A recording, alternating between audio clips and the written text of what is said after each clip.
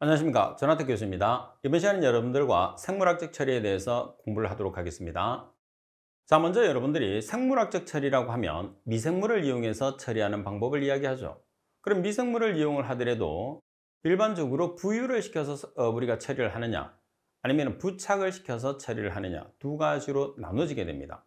그래서 생물학적 처리를 두 가지로 나눠보게 되면 부유 성장식이라는 게 있고, 자, 그리고 부착 성장식이라는 게 있어요. 부유 성장식이라는 것은 말 그대로 우리가 폭기조가 반응조입니다. 폭기조에 그대로 미생물을 자유롭게 풀어놓는 거예요. 그래서 미생물이 자기들이 실제로 보면 미생물들은 운동성이 상당히 작습니다. 운동성은 있다고 하지만 상당히 작아요. 그래서 실제로 이렇게 물의 흐름에 의해서 움직인다고 보시면 돼요. 따라서 부유 성장식 같은 경우에서는 자유롭게 부유할 수 있게끔 그냥 방임을 시키는 거죠. 가장 대표적인 방법이 어떤 게 있느냐 하면 우리가 주로 배우는 활성 슬러지법이에요. 자, 여기서 활성 슬러지법이라는 게 뭐냐면 활성이라는 것은 살아있는, 슬러지라는 것은 미생물을 이야기하죠. 그래서 살아있는 미생물을 이용해서 처리한다고 해서 활성 슬러지법 이렇게 이야기를 하게 됩니다. 자, 반대로 부착 성장식이라는 것은 어떤 미생물이 달라붙을 수 있는, 다시 말해서 미생물이 달라붙는다는 소리는 생물막을 형성한다 그러거든요. 그 생물막이 우리로 보면 뭐가 되느냐 하면 집이 되는 거예요, 집. 그래서 생물막을 형성할 수 있는 매개체가 이제 주입이 되는 거죠. 따라서 부착 성장식은 생물막을 형성할 수 있는 매체에 달라붙어서 처리가 되는 방식. 가장 대표적인 게 살수여상법, 그리고 회전원판법, 이런 등등이 있어요. 그래서 주로 이제 우리나라에서 많이 사용하는 것은 부착성장식보다는 부유성장식을 많이 쓴다 이렇게 보시면 되죠. 결론적으로는 활성슬러지법을 가장 많이 이용한다 이렇게 보시면 됩니다. 지금 우리가 배우는 내용도 주가 그렇습니다. 자, 그럼 먼저 표준활성슬러지법에서 표준이라는 것은 말 그대로 뭐가 되는 거죠? 기준이 된다는 거죠. 자, 기준이 되는데 여기서 활성이라는 것은 살아있는, 그리고 슬러지라는 것은 미생물을 영어로 슬러지라고 그래요. 따라서 살아있는 미생물을 기준을 하는데 표준을 잡는 것은 아래와 같은 조건이 이제 표준을 우리가 잡는다는 거죠. 자, 그러면 표준활성 슬러지법은 어떤 조건을 기준을 하는지 한번 살펴보도록 하겠습니다. 자, 첫 번째 보시게 되면 표준활성 슬러지법은 말 그대로 생물학적 처리조에서 미생물이 부유하고 있는 상태에서 처리하는 조건을 이야기를 합니다. 그럼 생물학적 처리조라는 것은 우리가 개통도를 보시면 폭기조를 뜻합니다. 그래서 폭기조가 반응조가 되는 거고, 그 반응조에 미생물을 주입을 시켜서 우리가 유기물을 처리하는 과정이라고 보시면 돼요. 그러면 일반적으로 우리가 유기물을 처리하기 위해서 주입해 줘야 되는 미생물의 농도가 어느 정도가 되느냐면 1500에서 2500mg/L예요. 저희들 학교 다닐 때는 1500에서 3000 정도를 배웠는데 요즘은 1500에서 2500이 주로 나오게 됩니다. 반면에 시험에서 1500에서 3000mg/L로 나온다 하더라도 틀린 설명은 아니에요. 맞는 설명입니다. 그래서 1500에서 2500 또는 1500에서 3000mg/L 전부 다 같은 말이고 맞는 뜻입니다. 자, 그리고 두 번째는 FMB입니다. FMB라는 것은 F라는 것은 푸드, 먹입니다. 여기서 먹이는 뭐가 될까요? 유기물이 되는 거죠. 유기물 중에서도 주로 BOD가 되는 거죠. 그리고 M이라는 것은 뭐냐면 MLSS. 그래서 MLSS라는 것은 미생물입니다. 따라서 푸드라는 것은 BOD가 되는 거고, 여기서 M이라는 것은 MLSS가 되는 거예요. 따라서 먹이와 미생물의 비, 그래서 먹이와 미생물의 비가 어느 정도가 존재를 해야 되느냐면 0.2에서 0.4 per day. 단위는 day가 아니고 per day입니다. 자, 그리고 HRT라는 것은 수리학적 체류 시간이에요. 그래서 수리학적 체류 시간은 6에서 8시간. 반면에 우리가 유기물을 제거하기 위해서 미생물이 체류하는 시간이 있어요. 그래서 미생물이 체류하는 시간이 여기서 SRT로 표기를 했는데 SRT뿐만 아니고 MCRT 또는 세타시라고도 표현을 하죠. 그래서 SRT나 MCRT나 세타신은 전부 다 유기물을 제거하기 위한 미생물이 체류하는 시간이에요. 그래서 물이 체류하는 시간이 수리학적 체류 시간이거든요. 그래서 물이 체류하는 시간보다는 미생물이 체류하는 시간이 훨씬 길죠. 따라서 미생물이 체류하는 시간은 3에서 6일 정도. 반면에 물이 체류하는 시간은 6에서 8시간 정도밖에 안 되는 거죠. 자, 따라서 여러분들이 1번에서 4번까지는 반드시 기억을 해야 됩니다. 아주 시험에 잘 나옵니다. 미생물의 농도는 1500에서 2500mg/L, 그리고 FMB는 0.2에서 0.4/day, 그리고 HRT는 6에서 8시간, 그리고 SRT는 3에서 6일 정도. 반면에 반응조의 수심은 4에서 6m 정도로 만들고, 그리고 반응조의 형상이라는 것은 모양이죠. 그래서 보통 이제 사각형으로 만듭니다. 면적을 최대한 이용하기 위해서. 그리고 다단, 완전 혼합형 두 가지가 있어요.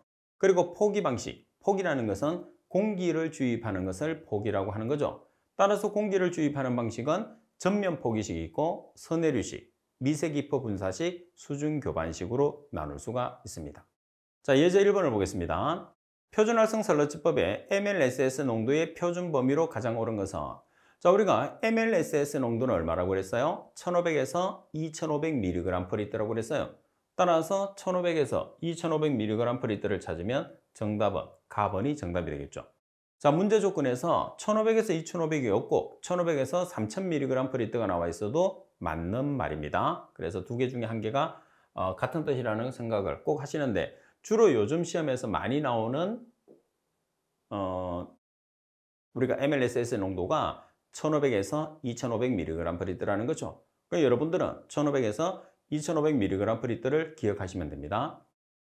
자, 그리고 활성설러지법에서 살아있는 미생물이라고 그랬잖아요. 그러면 살아있는 미생물에서 미생물이 어떤 미생물을 의미하느냐 하면 박테리아입니다. 그래서 보통 우리가 미생물 하면 박테리아 이렇게 생각하시면 돼요. 그래서 지금 여기서 표준활성설러지법에서 이 설러지라는 게 미생물을 영어로 나타내는 거거든요. 그래서 활성설러지법에서는 설러지, 미생물, 박테리아 전부 다 같은 뜻이라고 생각하시면 돼요. 자, 이렇게 이 박테리아가 성장할 수 있는 조건이 있어요. 이 박테리아 같은 경우에서는 좀 특이하기 때문에 본인이 성장할 수 있는 조건을 맞춰주면 엄청나게 활성이 되어서 먹이 섭취를 잘해요. 그런데 본인이 원하는 조건 중에서 한 개라도 범위가 벗어나게 되면 더 이상 활동을 하지 않습니다. 그래서 그 범위를 맞춰주는 게 그만큼 중요하다는 거죠. 자, 그러면 그 범위가 특별하냐? 그렇지는 않습니다. 반면에 이 표준활성설러지법에서 박테리아의 성장 조건이 위배가 되면, 다시 말해서 한 개라도 조건이 맞지 않으면 어떤 물질이 나타나죠? 펀자이라는 곰팡이가 나타나서 설러지 벌킹을 일으킨다는 게 문제가 돼요. 우리가 개론 미생물 파트에서 곰팡이 파트에 보면 설러지 평화라는 말 있잖아요. 지금 여기서 활성설러지법에서 발생하는 현상입니다. 그러면 우리가 박테리아가 성장할 수 있는 최적의 온도 조건을 보시게 되면 먼저 온도가 있습니다. 온도는 25에서 30도예요. 25에서 30도가 중온이거든요. 중온. 근데 요즘은 이 온도가 조금 올라서 35도씨 전후가 가장 뛰어난 활성을 일으킨다고 그래요. 그렇지만 시험에서는 아직까지 25에서 30도로 시험에서 출제가 됩니다. 실제로 우리가 실제 처리장에서는 35도씨 전후가 가장 활성이 많이 일어납니다. 자, 그리고 pH는 중성이라고 생각하시면 돼요. 중성이 7이잖아요. 7을 못 맞춰요. 그래서 6에서 8. 자, 그리고 DO라는 용존산소는 2mg/L 이상. 그리고 BOD와 질소와 이내비. 여기서 BOD라는 것은 우리가 제거해야 되는 유기물이에요. 그러면 유기물을 제거하기 위해서 박테리아를 활성화시키기 위해서는 영양염료가 들어와야 되거든요. 그래서 질소하고 인이 들어가줘야 돼요. 따라서 BOD와 질소와 이내비가 100대 5대 1이 들어가야 된다는 거. 따라서 박테리아의 성장 조건, 곧 표준활성설러지법의 운전 조건이 박테리아의 성장 조건이다 이렇게 보시면 됩니다. 이 성장 조건에서 한 개라도 성장 조건이 맞지 않으면 박테리아는 활동을 멈춰요. 다시 말해서 먹이 활동을 할 수가 없어요. 그러면 순식간에 나타나는 게 펀자이라는 곰팡이죠. 그래서 항상 적정 조건을 맞춰주는 게 처리에서 가장 중요하다 이렇게 볼 수가 있는 거죠. 자, 그러면 표준활성 설러지법에 대한 그림을 한번 여러분들이 보겠습니다. 자, 지금 여러분들 보시면 이 반응조 자체가 폭기조입니다. 그래서 여러분들 방지기술 맨 앞에 보시면 유입수가 들어오죠. 그 다음에 스크린을 통과합니다. 그리고 침사지에서 무기물을 제거하죠. 그 다음에 유기물을 1차 침전지에서 큰 유기물을 제거를 해요. 그 다음에 2차 침전지에서는 크게 플럭을 키워서 처리합니다. 그러면 1차 침전지와 2차 침전지 사이에 뭐가 있어요? 폭기조라는 반응조가 있어요. 그 폭기조라는 반응조가 요겁니다. 생물학적 처리조에서는. 자, 그래서 유입폐수라는 것은 1차 침전지에서 유출수가 바로 폭기조에, 다시 말해서 생물학적 처리조의 유입폐수가 되는 거예요. 이 앞에는 뭐가 있느냐 하면 1차 침전지가 있는 거예요. 자, 그 다음에 폭기조를 거쳐서 2차 침전지. 그래서 최종 침전지라는 것은 2차 침전지를 뜻해요. 그 다음에 유출수로 빠져나가는 거죠. 자, 여기에서 여러분들이 아무래도 폭기조에서 체류할 수 있는 시간이 길면 길수록 처리가 잘 되거든요. 그래서 보통은 유입폐수하고 유출폐수의 방향을 보면 유입폐수가 이렇게 들어오잖아요. 그럼 유출폐수가 이렇게 나간단 말이에요. 대각선으로 보통 이루어져요. 대각선으로 가장 길이가 길잖아요. 그 다음에 또 여기에서 더 체류 시간을 길게 하기 위해서 어떻게 해주느냐 하면 방해판을 설치를 해줘요. 지금 보시다시피 방해판을 이렇게 설치를 해주시게 되면 방해판을 따라서 물이 이렇게 흘러가야 된단 말이에요. 이렇게. 그럼 시간이 훨씬 길어지겠죠. 그래서 방해판을 설치를 해서 조금이라도 우리가 미생물이 유기물을 처리하는 데 도움을 주게 됩니다. 자, 그리고 우리가 폐설러지라는 것은 제거해야 되는 침전된 설러지를 뜻하거든요. 그래서 폐설러지를 보통 QW, SSW라고 그래요. 농도는 SS. 이제 미생물이라는 게 설러지라는 미생물이 우리가 MLSS로 나타내잖아요. 근데 실제로 이 MLSS라는 것은 MLVSS하고 SS 두 가지가 있어요. MLVSS라는 것은 실제로 살아있는 미생물. SS라는 것은 죽은 미생물. 살아있는 미생물이라는 것은 여기 반응조에 들어있는 미생물이 살아있는 거예요. 그 다음에 반응물을 떠난 거, 다시 말해서 오른쪽으로, 유입폐수 말고 오른쪽으로 반응조에서 유출된 SS는 전부 다 죽었다고 이야기하는 거죠. 실제로 필요가 없으니까. 그래서 죽은 미생물은 SS로 표기하고 살아있는 거는 MLVSS로 표기하고 이 두 가지를 합쳐놓은 게 MLSS예요. 그럼 실제로 우리는 폭기조에 들어가 있는 거는 MLVSS로 표기한 게 맞아요. 근데 왜 MLSS로 대부분이 표기가 되고 지금 우리가 쭉 수업을 하게 되면 MLSS로 표기를 해놨거든요. 왜 그러냐면 시험상에서 MLSS로 주로 주기 때문에. 그래서 공식 같은 걸 만들 때도 전부 다 MLSS로 만들어 놨어요. 그럼 주의할 게 뭐가 있느냐 하면 시험에서 우리가 MLSS로 공식을 정립을 하더라도 MLVSS가 나와 있으면 MLSS 대신에 MLVSS를 보통 대입을 하게 되죠. 그래서 그 내용들은 수업을 하면서 설명을 해드리겠지만은 MLSS로 표기를 한다 하더라도 MLVSS가 나오면 MLVSS를 MLSS 자리에 대입을 해주시면 됩니다. 그러니까 공식은 전부 다 MLSS로 정리를 하는 게 좋아요.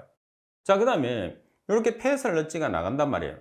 그러면 여기에서 우리가 폭기조에서는 미생물이 부족하게 돼요.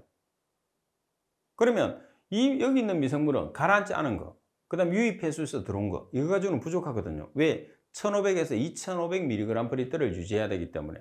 그래서 여기서 폐설러지로 빠져나가는 것을 반송을 시켜줘요. 그래서 이 반송시켜주는 것을 QR, SSR이라고 해요. 그럼 실제로 보면 SSW를 SSR로 보내주는 거거든요. 그래서 SSW와 SSR이라는 것은 같은 거죠. 다시 말해서 폐설러지 농도와 반송설러지의 농도는 실제로 같은 거예요. 알았죠? 그래서 이 패턴을 계속해서 유지를 하는 거죠. 그 다음에 표준활성 설러지법의 단점 중에 한 개가 뭐냐면 설러지가 많이 발생해야지 처리가 많이 된 거예요. 그래서 얘들은 설러지가 많이 발생하는, 다시 말해서 QW, SSW가 많이 발생하는 단점을 가지게 되는 거죠. 자, 요 내용들은 우리가 공식을 정리하면서 한 번 더 정리를 하도록 하겠습니다. 그럼 여기에 반응조에는 뭐가 있느냐 하면 미생물이 들어가 있어요. MLSS. MLSS라고 표기하더라도 MLVSS가 나오면 MLVSS가 우선으로 공식에 들어갑니다. 그런데 MLVSS가 나오는 조건이 몇 개 없어요. 그래서 MLSS로 주로 시험에서 출제하기 때문에 여러분들도 MLSS로 정리를 해 놓으시면 됩니다. 그럼 MLSS는 어떤 조건에 비례하느냐면 반응조의 크기예요. 그래서 항상 MLSS는 반응조의 크기와 한 쌍이 되는 거고, 반면에 슬러지는 유량과 한 쌍이 되는 거예요. 그래서 보시다시피 Q가 유량이잖아요. SS가 미생물이 슬러지거든요. 그래서 QR, SSR, QW, SSW가 항상 같이 다니는 거죠. 그 다음에 여기서 유입에서는 QI, SSI, BODI 이런 식으로. 그 다음에 반응조에서는 Q가 중요한 게 아니고 최적, 크기가 중요하거든요. 그래서 MLSS V 이렇게 표기합니다. 자, 팁에 보시면 슬러지를 반송하는 이유가 있어요. 슬러지를 왜 반송하느냐? 왜 반송해줘? 폭기조에 미생물이 부족하잖아요. 그래서 폭기조에 적정한 미생물을 우리가 공급하기 위해서. 자, 따라서 폭기조 내에 요구되는 미생물의 농도를 유지하기 위해서 반송을 하게 되는 거죠. 만약에 반송을 하지 않는다 하더라도 폭기조에서 우리가 원하는 적정한 미생물의 농도, 다시 말해서 1500에서 2500mg/L를 유지한다고 하면 반송을 시킬 필요가 없어요. 그렇지만은 그럴 일이 없거든요. 그래서 항상 반송이 돼야 됩니다. 자, 그리고 내용적인 측면을 보겠습니다. 자, 두 번째 보면 완전 혼합 활성 슬러지의 공법의 장점. 그래서 활성 슬러지법 중에서도 완전 혼합형을 이야기를 하는 거예요. 자, 첫 번째 보면 산소 소모율에 있어서 최대 균등화. 우리가 교반기를 이용해서 혼합을 시키기 때문에 가장 특징이 뭐냐면 균등화를 시킬 수 있다는 게 가장 특징이에요. 그 다음에 유입 물질이 반응조 전체에 빠른 시간 내에 분산이 되죠. 반응조 전체에 빠른 시간 내에 분산이 됩니다. 혼합을 시켜주기 때문에. 자, 이로 인해서 충격 부하의 영향이 최소화가 된다는 장점을 가지게 되죠. 충격 부하라는 것은 갑자기 오염물질이 유입되는 상태에서 처리가 될 수 있느냐 없느냐는 거죠. 그래서 갑자기 오염물질이 유입된다 하더라도 처리가 되면 충격 부하에 강하다. 그리고 처리가 안 되면 충격 부하에 약하다. 그래서 충격 부하에 강하죠. 완전 혼합형은. 그 다음에 호기성 생물학적 산화가 일어나는 동안에 발생되는 CO2가 최대로 중화가 됩니다. 자, 그리고 독성물질 유입 시에 블록 형성의 안정성이 떨어지죠. 이거는 뭐 당연합니다. 독성물질이 들어온다는 소리는 블록 자체가 실제로 보면 미생물 덩어리거든요. 그래서 이 미생물 덩어리가 형성되는 자체가 실제로 보면 안 돼요. 이게 파괴가 되거든요. 그래서 안정성이 떨어지는 것은 어쩔 수 없는 특징이죠. 미생물들이 살아있는 물질들이기 때문에 독성에 의해서 폐사가 되게 되면 미생물 덩어리들이 떨어질 수가 있습니다. 자, 그 다음에 세 번째 내용은 문제가 바로 같이 연결을 한번 시켜보겠습니다. 활성 슬러지법의 처리 방법별 FMB예요. 활성 슬러지법이 이렇게 여러 가지가 있는데 특히 이 네 가지는 FMB에 대한 문제가 시험에 많이 나와요. 바로 예제 2번처럼. 자, 먼저 표준활성 슬러지법입니다. 표준활성 슬러지법 같은 경우에는 FMB가 0.2에서 0.4. 그래서 단위를 보면 kg BOD per kg SSday. 그래서 여기서 BOD라는 게 먹이, SS라는 게 미생물이거든요. 그래서 먹이와 미생물의 비가 뭐라고 그랬죠? FMB라고 그랬어요. 따라서 표준활성 슬러지법 같은 경우에는 먹이와 미생물의 비가 0.2에서 0.4가 돼야 된다는 거죠. 공이 동일하게 전부 다 단위는 정리를 해보시면 per day라는 단위가 되죠. 보통 계산했을 때는 FMB의 단위가 생략이 많이 돼요. 문제에서 잘 안 주어진단 말이에요. 그래도 여러분들은 FMB의 단위가 per day라는 것을 꼭 숙지를 해야지 문제를 헷갈리지 않게 정확하게 풀 수 있습니다. 자, 그리고 순산소 활성 슬러지법은 0.3에서 0.6의 FMB를 가집니다. 순산소 활성 슬러지법이라는 것은 뭐냐면 우리가 폭기를 시켰을 때 공기를 주입하잖아요. 공기를 주입해서 공기를 구성하는 성분인 산소가 이용되는데 순산소 같은 경우에는 미리 공기 중에 있는 산소를 분리를 해요. 그래서 순수한 산소만 공급시켜주는 것을 순산소 활성 슬러지법이라고 합니다. 그리고 장기 포기법, 오랜 시간 동안 공기를 주입을 해서 처리하는 장치죠. 따라서 0.03에서 0.05 per day. 그리고 산화구법은 0.03에서 0.05예요. 따라서 장기 포기법과 산화구법은 같은 거예요. FMB가 같아요. 그래서 0.03에서 0.05. 반면에 표준활성설러지법은 0.2에서 0.4. 순산소 활성설러지법은 0.3에서 0.6. 기억할 수 있겠죠? 잘 기억을 해놔야 됩니다. 예제 2번처럼 아주 시험에 잘 나와요. 자, 예제 2번에 보면 활성설러지법 처리 방법별 FMB로 틀린 것은 가번의 표준활성설러지법 0.2에서 0.4 kg BOD per kg SSday. 결론은 0.2에서 0.4라는 소리죠. 맞습니다. 순산소 활성설러지법은 0.03에서 0.06 아니고 0.3에서 0.6이 되는 거죠. 그리고 장기 포기법은 0.03에서 0.05 그리고 산화구법은 0.03에서 0.05 단위는 per day. 따라서 잘못 설명된 것은 납은 순산소 활성설러지법은 0.3에서 0.6 per day라는 값을 가지게 된다는 거죠. 꼭 기억할 수 있도록 하십시오.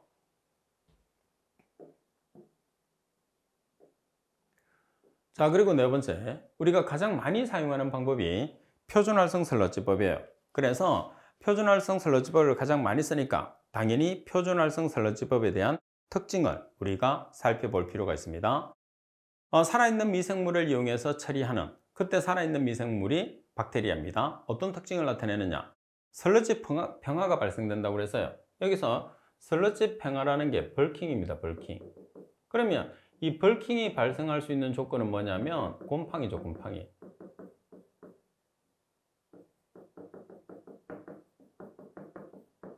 자, 곰팡이라는 펀자이가 아주 많이 번식을 하는 거예요. 갑자기. 왜 그럴까요?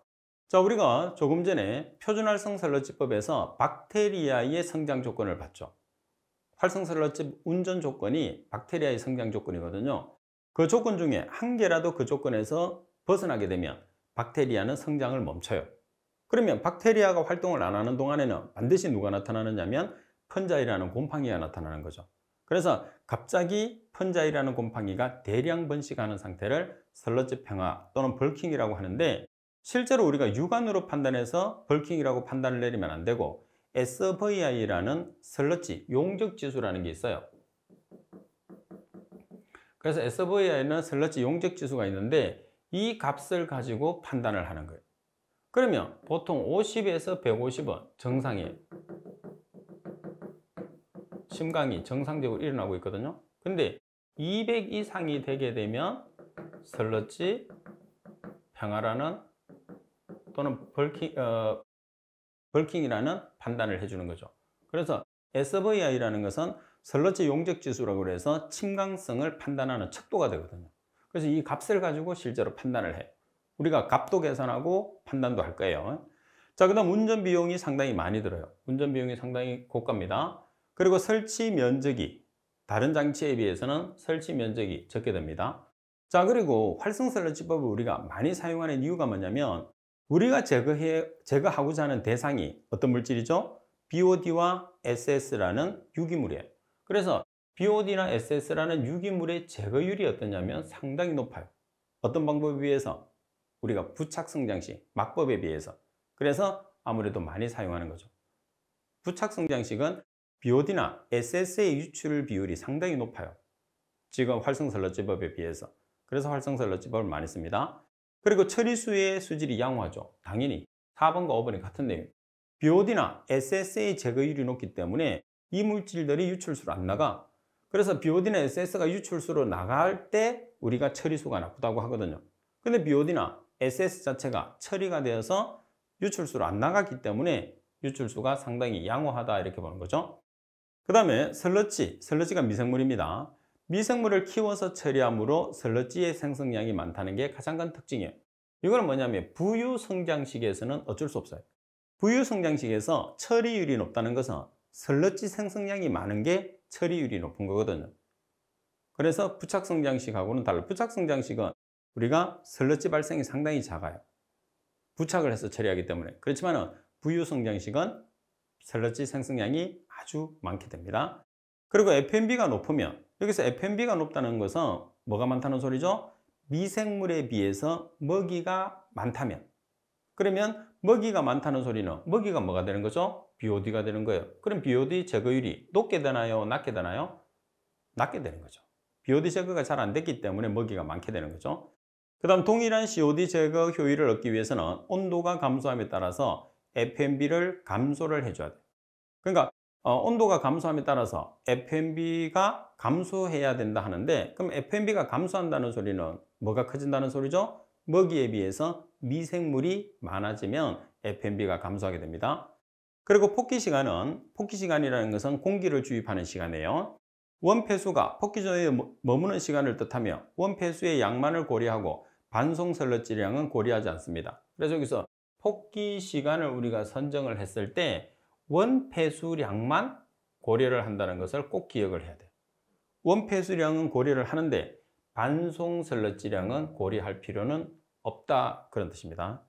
애초에 반송설러지 자체를 실제로 폭기조 자체 내에서 적정한 우리가 설러지가 또는 미생물 농도가 적정한 상태로 보고 우리가 폭기를 시키기 때문에 반송설러지량은 고려하지 않습니다, 폭기 시간에. 그리고 설러지 풀킹 현상이 현저한 활성설러지에서 나타나는 사상성 미생물은 뭐라고 되어 있어요? 스페로티러스예요. 그래서 얘가 이제 문제가 단독적으로 나오게 되면은 다음 중에서 설러지 벌킹 현상이 현저한 활성 설러지에서 관찰되는 사상성 미생물로 바르게 된 것을 찾으시오, 이렇게 문제가 나와요. 그럼 당연히 뭐가 될까요? 스페로티러스가 바로 정답이 되는 거죠. 바로 찾아내시면 됩니다. 자, 그리고 5번에 보시게 되면 활성설러지법에서 FMB입니다. 자, 활성설러지법에서 FMB는 먼저 FMB가 낮을수록 잉여설러지 생산량이 적어진다. FMB가 낮다는 소리는 뭐가 많다는 소리예요? 먹이에 비해서 미생물이 많다는 소리예요. 따라서 먹이에 비해서 미생물 자체가 작으면 작을수록, 그러니까 먹이에 비해서 미생물이 크다는 소리죠. 그래서 먹이에 비해서 미생물이 큰 자체를 FMB가 낮다고 하거든요. 그래서 FMB가 낮으면 잉여설러지 생산량이 적어집니다. 잉여설러지 생산량이라는 것은 뭐냐면 우리가 제거하는 폐설러지라는 소리예요. 아무래도 먹이가 많으면 많을수록 설러지가 생산이 많이 되거든요. 근데 먹이가 적으면 미생물이 천천히 커지기 때문에 설러지 생산량이 적을 수밖에 없어요. 그리고 FM 비율의 단위는 BOD 나누기 MLSS, 먹이가 BOD고 미생물이 MLS인데 결과적인 단위는 뭐예요? per day입니다. per day. 그리고 FM 비율을 크게 할수록 세포의 체류 시간은 짧아진다. 여기서 FMB의 비율을 크게 할수록, 다시 말해서 먹이와 미생물의 비율을 크게 할수록 세포 체류 시간은 짧아진다. 여기 비율을 크게 한다는 소리는 FM 나누기 이제 F 나누기 M, F가 먹이 나누기 미생물. 그래서 크게 한다는 것은 먹이를 키운다는 소리예요. 그래서 세포의 체류 시간은 짧아진다. 그 다음에 FMB를 크게 할수록 조 내에, 조라는 것은 반응조입니다. 반응조의 유기물질 제거율이 감소해요. FMB가 크다는 소리는 BOD가 많다는 소리죠. 미생물에 비해서.